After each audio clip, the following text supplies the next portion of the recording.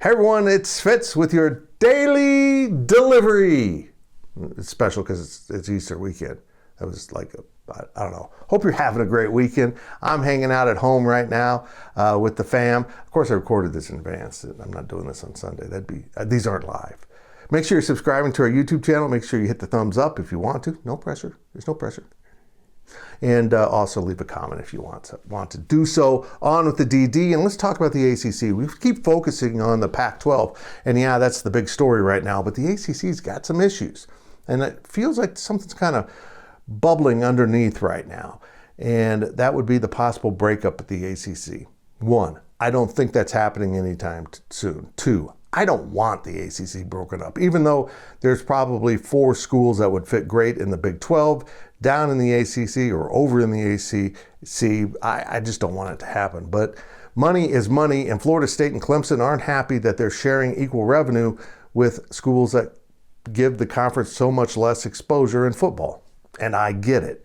I completely understand they're falling way behind their peers in the Big 10 and SEC, and honestly, they will fall behind schools in the Big 12. And that's hard to palate if you're Florida State or Clemson, which have been national powers in their time.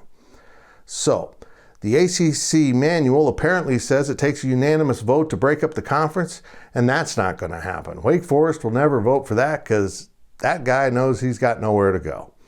So, what will probably happen is someone will say, well, you are a nonprofit filed in the state of North Carolina, and according to North Carolina law, it takes a majority vote, not a unanimous vote, of its members to break up the nonprofit. In other words, if 8 of the 15 schools, that includes Notre Dame, want to break up the conference is broken up.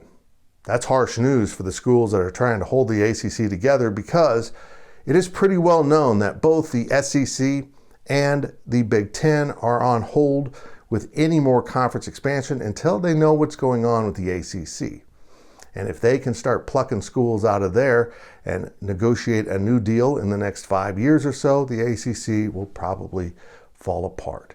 There are schools that fit very well into the Big 10 and schools that fit uniquely well into the SEC.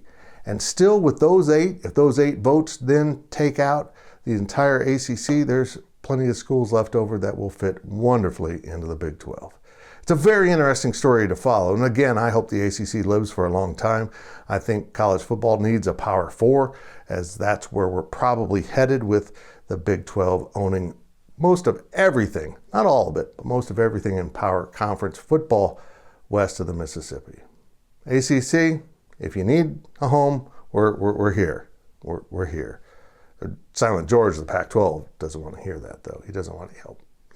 He just, never mind.